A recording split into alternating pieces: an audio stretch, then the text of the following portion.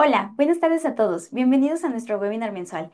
Soy Michelle Maravilla, coordinadora de Unfocus Education. Es un placer estar aquí con todos ustedes. El día de hoy tenemos el privilegio de contar con la presencia de dos distinguidos especialistas en el campo de la anestesiología, la doctora Harumi Chengeseid y el doctor Jorge Macías, quienes compartirán con nosotros el tema titulado Intubación híbrida y dinámica, dominando el arte en pacientes pediátricos y adultos. La doctora Harumi Chengeseid es especialista en anestesiología con subespecialidad en anestesia pediátrica por la Universidad de Guadalajara. Cuenta con un diplomado en ecografía crítica por parte de Head to Toe, así como un diplomado en anestesiología regional guiada por ultrasonido. Actualmente es miembro activo de la Confederación Latinoamericana de Sociedades de Anestesiología, CLASA. Por su parte, el doctor Jorge Macías es médico anestesiólogo egresado de la UAC, con subespecialidad en anestesiología pediátrica y una segunda subespecialidad en anestesia cardiovascular.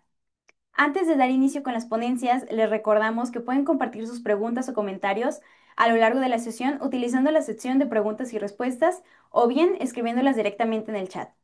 Dicho esto, daremos inicio con la participación de la doctora Harumi Chengeseid, quien abordará el tema desde la perspectiva del paciente pediátrico. Adelante, doctora. Bueno, pues el día de hoy les voy a platicar un poquito sobre lo que es la intubación híbrida y dinámica dominando el arte en pediatría. Antes que nada, quiero platicarles que no tengo ningún conflicto de interés. Y bueno, iniciando con el tema bien, vamos a lo básico. Tenemos que recordar que la intubación difícil en pediatría existe, teniendo una incidencia desde 0,9 hasta 5,8%. Esto nos va a llevar a un escenario horroroso que no queremos tocar nunca, que es el de no puedo intubar, no puedo ventilar. Todo esto nos va a llevar a la bradicardia, desaturación, hipoxemia y finalmente al paro cardiorrespiratorio.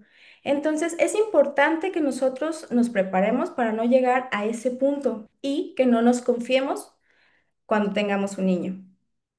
Dentro de los artículos que nos platican un poco sobre esto, encontramos este en el cual ellos evalúan la dificultad de intubación en el paciente neonato e infante en base al estudio Nectarin, que es un estudio multicéntrico europeo observacional. ¿Qué fue lo que pasó en este estudio? Bueno, se evaluaron 5.609 niños menores a 60 semanas de edad postconcepcional. En total fueron 6.542 procedimientos, esto desde el 1 de marzo del 2016 hasta el 31 de enero del 2017. ¿Qué encontraron ellos? Bueno, que la laringoscopía directa inicial era bastante complicada en los pacientes de este grupo, siendo exitoso hasta el tercer intento, lo cual complica bastante la vía aérea, ya que si recordamos que con cada intento la luz de la tráquea y de las estructuras propias de la vía aérea van a edematizarse, imagínense ustedes con 3 intentos, bastante complicado. ¿Qué fue lo que ellos encontraron también? Bueno, las estrategias que utilizaron para tratar de resolver esto fueron principalmente cambiar las hojas del laringo, perdón. Entonces, esto lleva tiempo y como les platicaba hace ratito, tiempo es igual a hipoxemia y más en esta población. Entonces tenemos que tenerlo bien presente que tiene que ser exitoso nuestro primer intento. Por otra parte, ¿quién describe lo que es la intubación híbrida? Bueno, en 2007, Grape y colaboradores describen una técnica híbrida basándose en el uso del videolaringoscopio con el fibroscopio o broncoscopio flexible. Entonces, él es el primero en usarlo. Sin embargo, no lo usábamos nosotros en pediatría. Como todo, se fue traspolando poco a poco. Actualmente es más usada. ¿Qué encontramos? Bueno, en este artículo del 2023 de abril, ellos lo que valoran es el registro, perdón, PEDI Registry, en el cual evaluaron la eficacia de la técnica híbrida versus el broncoscopio solo en el paciente pediátrico, desde el 2017 en marzo hasta diciembre del 2021. En total fueron 140 casos en los que utilizaron intubación híbrida basándose en videolaringoscopía con broncoscopio y 560 de solamente broncoscopía flexible. Esto quiere decir que fue una relación de 1 a 4 y que encontraron que el éxito fue del 70% en aquellos que se usó intubación híbrida versus 63% los que solamente se utilizó broncoscopía. En esta imagen que les estoy compartiendo en estas gráficas, si ustedes pueden observar, viene desde el peso de menores de 5 kilos hasta niños de más de 80 kilos. Es realmente muy amplio este margen. Sin embargo, está muy padre como ellos nos muestran el éxito al primer intento con la técnica híbrida en la mayoría de los pacientes versus en el broncoscopio el éxito al primer intento. Y si vemos, seguimos con las de lado, en algún momento con la técnica híbrida se logró el éxito con mayor eficacia que con aquellos que se utilizó el broncoscopio nada más en mayores de 18, de 80 kilos. En los menores, la verdad, el broncoscopio solo tuvo una mayor tasa de éxito al final. O sea, quiere decir que estuvieron batallándole un ratote y luego lo lograron. También, ¿qué encontraron ellos? Bueno, que lo más importante o lo que favorecía que hubiera complicaciones era que tuvieran una exploración física alterada, que tuvieran algún tipo de síndrome genético asociado o el antecedente muy importante de una vía aérea difícil anticipada. ¿Cuál fue el manejo, las complicaciones y las dificultades técnicas que tuvieron en estos pequeños de las dos técnicas? Bueno, para tomar en cuenta es que en los pacientes con técnica híbrida se utilizó mayor uso del relajante neuromuscular comparado con el broncoscopio flexible. Y algo que hay que tomar también en cuenta es que con el uso del broncoscopio todo el tiempo administraron oxígeno en 43% de los pacientes versus el 28% de los pacientes en la técnica híbrida. ¿Por qué? No menciona propiamente, pero quiero yo imaginarme que va a ser por la dificultad técnica probable, ¿no? Al estar abordando por varios lados la vía aérea, a lo mejor no fue tan fácil para ellos administrar el oxígeno ya que se vuelve bastante complicado en espacio. Recordemos que al utilizar una técnica híbrida se utilizan dos operadores, comparado con el broncoscopio flexible que es un operador.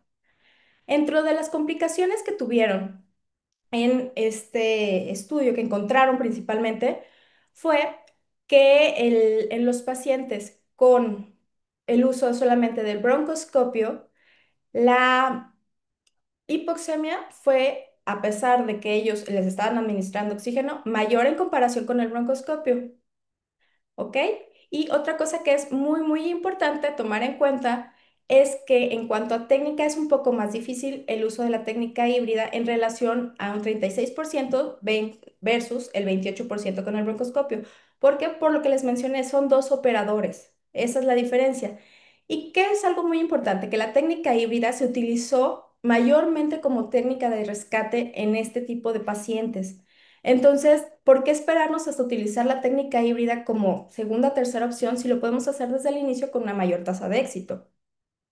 ¿Cuáles son los escenarios clínicos en los que nosotros podamos utilizar una técnica híbrida? Bueno, prácticamente en cualquier escenario de vía aérea difícil, como ya mencionamos hace rato, pacientes con síndromes, con alteraciones, tumoraciones en cavidad oral, cuello, lesiones propiamente como en los niños quemados, en los cuales no vamos a poder llegar tan fácilmente a una posición óptima o simplemente está estenosado ya. Cualquier escenario que nosotros tengamos al día a día con los niños puede favorecernos el uso de una técnica híbrida inicial. ¿Cuáles son las limitantes de esta técnica? Como ya les he mencionado varias veces, la necesidad de dos operadores. ¿Ok? Eso no es muy común y más si lo hacemos en medicina privada. Cuando son en instituciones, tenemos la ventaja de tener siempre a nuestro lado, o casi siempre, a un residente, a un estudiante que, habido de saber y con todas esas ganas, nos ayuda. Pero en el caso de la medicina privada, pues no, estamos solos y entonces es un momento en el que nosotros necesitamos a alguien más a la mano, a otro anestesiólogo. Otra limitante importante es el conocimiento del uso del dispositivo, sea cual sea. ¿Por qué? Porque si nosotros queremos iniciar con una técnica híbrida sin conocer o sin saber utilizar el broncoscopio, el laringoscopio, porque se puede utilizar también con laringoscopía, el videolaringo, no va a ser fácil, no va a ser para nada fácil. Entonces, tenemos que practicar previamente con el dispositivo, conocerlo para poderlo realizar.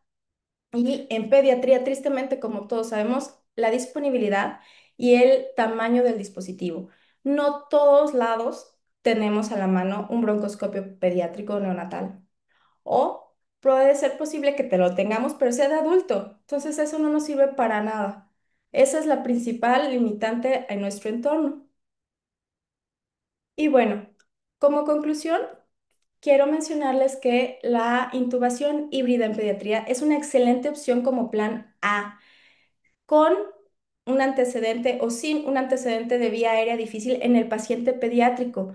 ¿Por qué? Porque nos va a ayudar a tener una menor manipulación, a que mejore la tasa de éxito y por lo tanto que tengamos una menor hipoxemia y que sea menos difícil, gracias a Dios, que nosotros lleguemos al escenario. No puedo intubar, no puedo ventilar. Entonces, con estas palabras me quedo con ustedes. Por favor, practiquen, inténtenlo si es viable en nuestros pacientes y vale la pena totalmente hacerlo.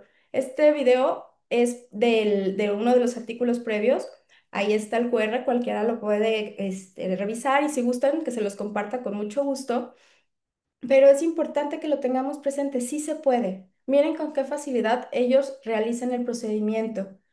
Entonces, por favor, inténtenlo, practíquenlo y bueno, muchas gracias. Doctora, muchísimas gracias por su excelente presentación. El tema fue sumamente interesante y de gran relevancia clínica, especialmente para el área de pediatría.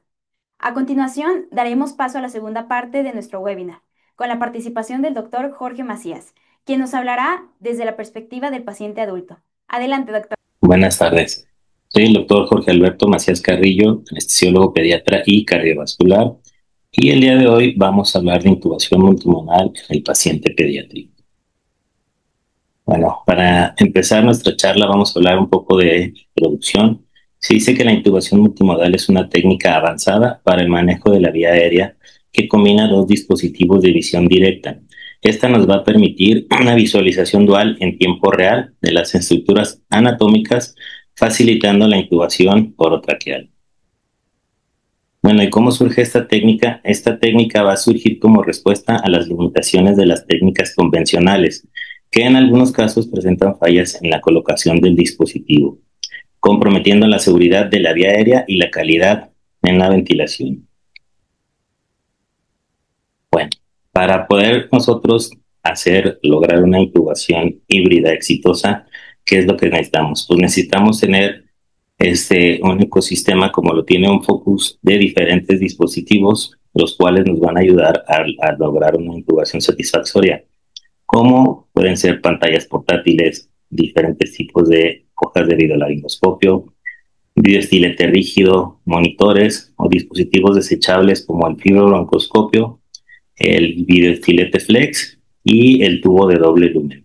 Entonces, cualquier combinación de todo este ecosistema nos va a ayudar para poder lograr tener una intubación híbrida exitosa.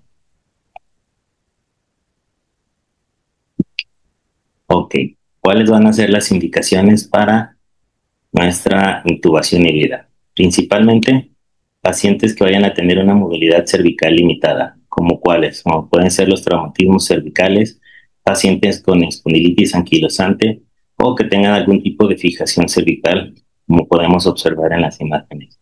Entonces, aquí, ¿qué es lo recomendable usar? Podemos usar un videolaringoscopio.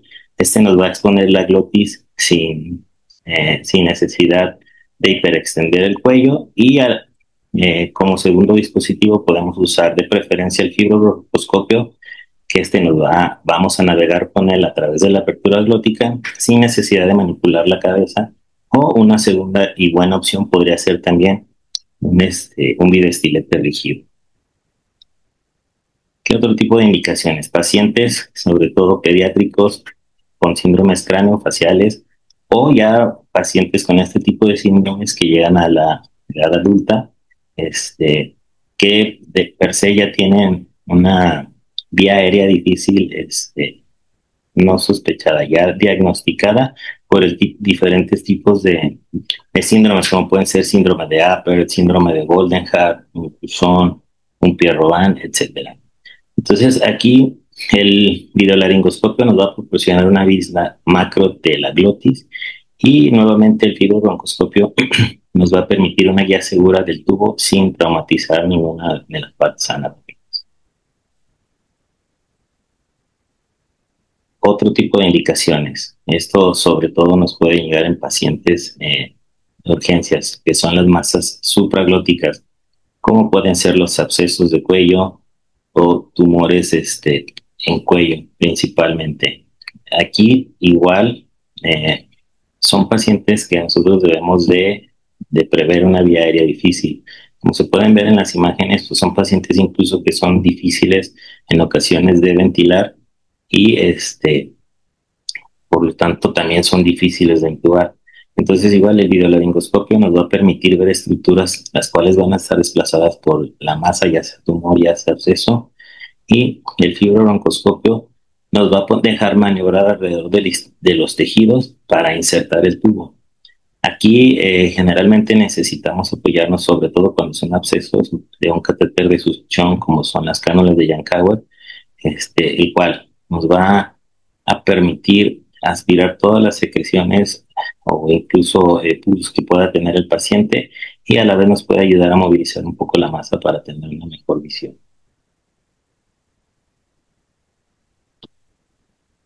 Ok. Pacientes con vía aérea difícil, esperada e inesperada, como pueden ser principalmente pacientes con obesidad o como ya lo mencionamos, pacientes con síndromes craneofaciales, pacientes que tuvieron alguna quemadura en vía aérea, en cuello, que no permite tanto la movilidad. Aquí, esta técnica es ideal para poder llegar a tener una intubación sin tanto problema. Okay. ¿En qué otros pacientes también podemos utilizar esta técnica? En pacientes que se van a someter a una cirugía de cuello, como puede ser tiroides, paratiroides y parótida.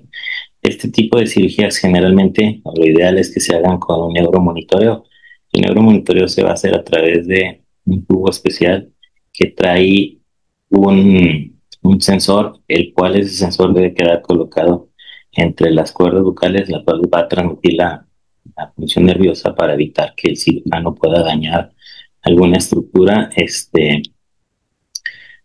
sobre todo del nervio laringio recurrente. Entonces, ¿cómo funciona aquí la técnica? El videolaringoscopio nos va a permitir observar de una manera directa las estructuras anatómicas, perdón, y la correcta colocación del sensor de neuromonitoreo en las cuerdas vocales.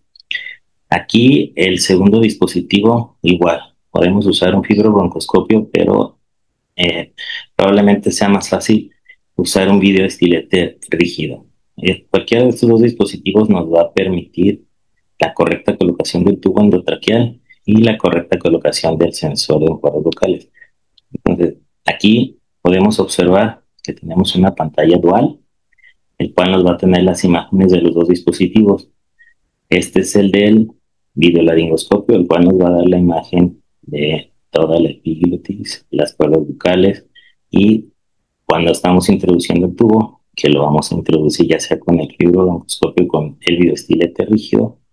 Y aquí cuando estamos avanzando el tubo, nos va a dejar ver la cámara del videolaringoscopio que el sensor quede correctamente colocado en las cuerdas vocales.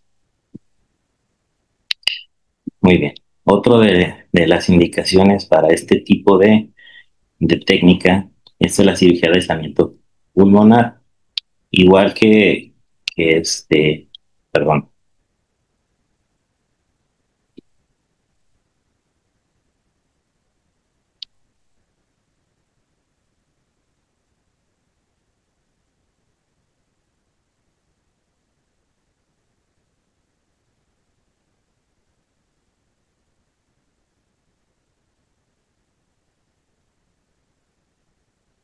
perdón, si tuve un problema con la presentación.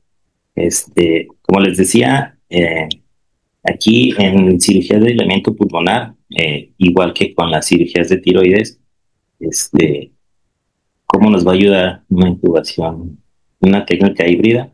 Igual, con el videolaringoscopio vamos a ver la correcta colocación, más bien nos va a exponer correctamente la epiglotis, la glotis viendo cómo el tubo, ya sea que usemos un tubo con cámara o que usemos el fibrobroncoscopio, vamos a ver la colocación del tubo y ya con el fibrobroncoscopio asegurarnos de que el tubo haya quedado correctamente en el bronquio que se haya sea derecho o izquierdo según sea la necesidad de la cirugía.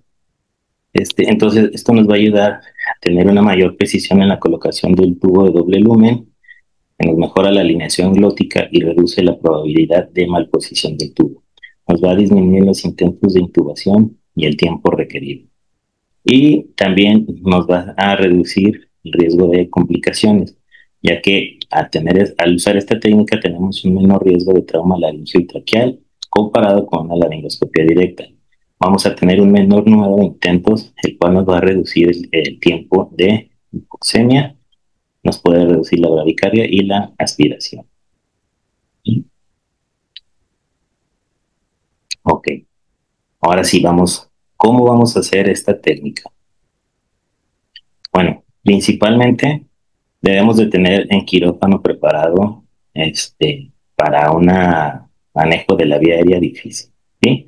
O sea, ¿qué quiere decir? Debemos de tener un kit completo de todo lo que podamos o que nos puedan ayudar ante una vía aérea difícil o aunque no sea vía aérea difícil, alguna complicación que tengamos, diferentes tipos de palas de laringoscopio debido al laringoscopio, cánulas de Guedel, mascarillas, laringias, cualquier dispositivo que veamos que nos pueda ser útil para salvar una vía aérea, debemos de tenerlo a la mano.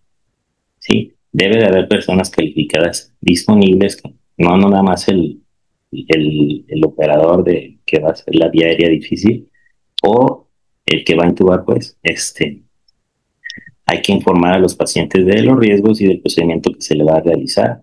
Debemos de tener una posición adecuada del paciente. Siempre tener oxígeno suplementario antes y durante el proceso y un monitoreo adecuado. Entonces, estas son las posiciones o como debería de estar en un quirófano, tanto el paciente, el personal de enfermería o quien nos vaya a auxiliar en la intubación y generalmente dos operadores para este tipo de técnica. Ok, recordemos que cuando hablamos de videolaringoscopía, la principal clasificación que nosotros vamos a usar es la clasificación de Pogo, el cual nos mide el porcentaje de apertura glótica que logramos ver al momento de hacer la intubación.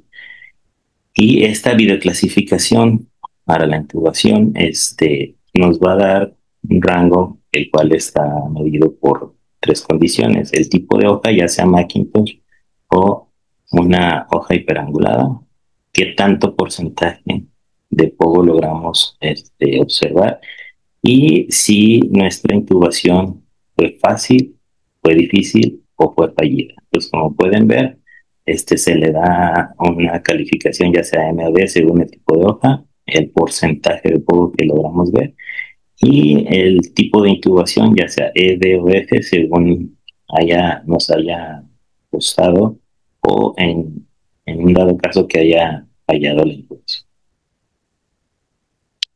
Bien, y ahora sí, como les comentaba hace un momento, ¿cómo logramos hacer esta o cuáles serían los aditamentos que podemos usar para hacer una intubación híbrida?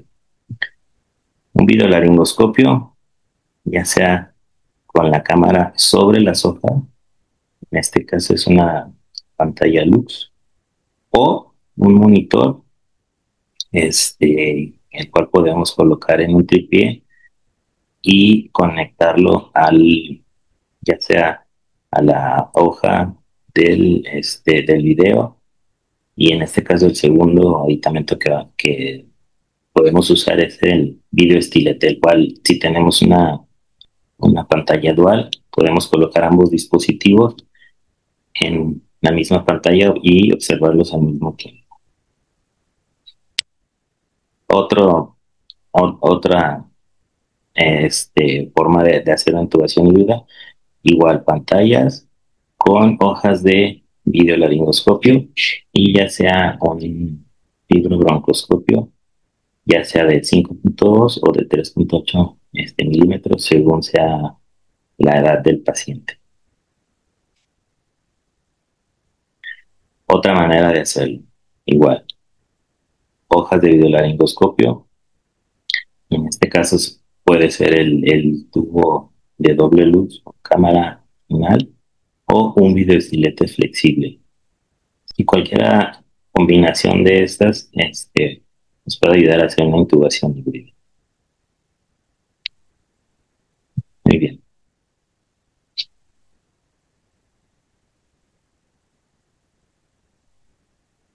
Perdón, no puedo reproducir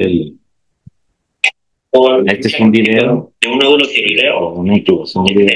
Esto monitoreo la pantalla de ¿por qué crees? Y un video de este es el sensor que nos va a dar la monitorización del nervio laringo recurrente y vamos a realizar una intubación híbrida. Aquí el Doc contra el Cáncer nos va a hacer el favor de ayudarme. Entonces,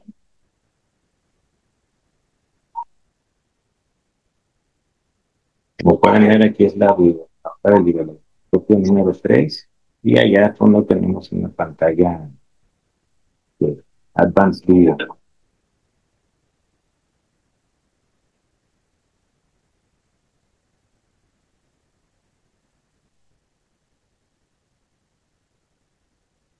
Y hay que tener cuidado de que el sensor no se vaya a dañar cuando los dientes vayan a romperlo.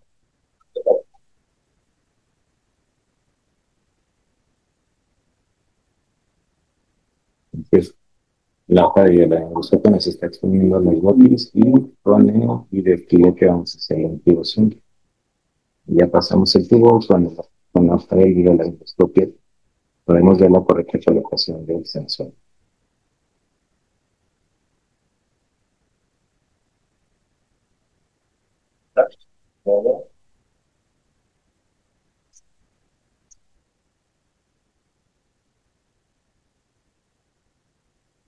¿Ve?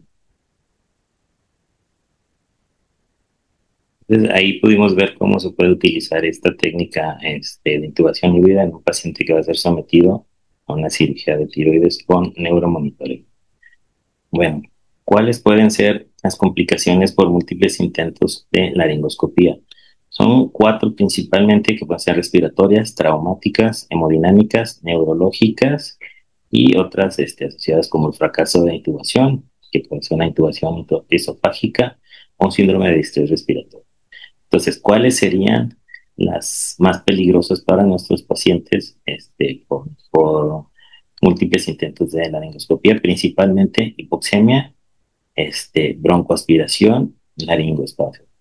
Este tipo de complicaciones nos pueden llevar a complicaciones más graves, como pueden ser las hemodinámicas neurológicas, como la hipertensión taquicardia o bradicardia y asistolia. Esto es más frecuente, no más frecuente, sino que se presenta más rápido en pacientes pediátricos, eh, ya que la hipoxia primeramente nos va a dar bradicardia y si no se corrige, obviamente nos va a dar asistolia.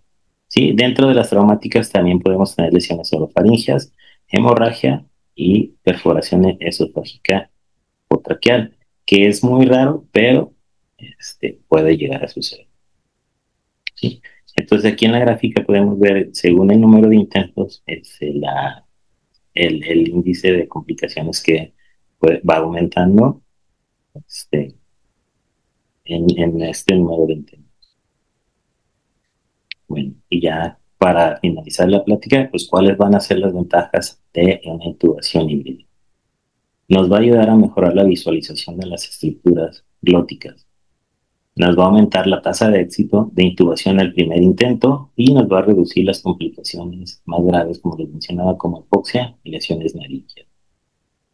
Y dentro de las desventajas, como cualquier técnica, es una técnica inocua. Una de las principales desventajas es que generalmente necesitamos 2 operadores para poder lograr esta técnica, ya que uno se hace la videolaringoscopía, perdón, y solicitamos al segundo operador que nos sostenga la pala de videolaringoscopia mientras nosotros usamos el segundo dispositivo, como puede ser el fibrobroncoscopio o el videoestilete rígido o el videoestilete flexible. Otra de las ventajas es que la sangre y las secreciones nos van a dificultar la visualización, que se necesita experiencia en el manejo de estos aparatos. Hay que crear nuestra curva, la disponibilidad del equipo por el alto costo que este generalmente se presenta. ¿Sí? Bueno, por mi parte es todo. Les agradezco su atención y cualquier cosa estamos a la hora.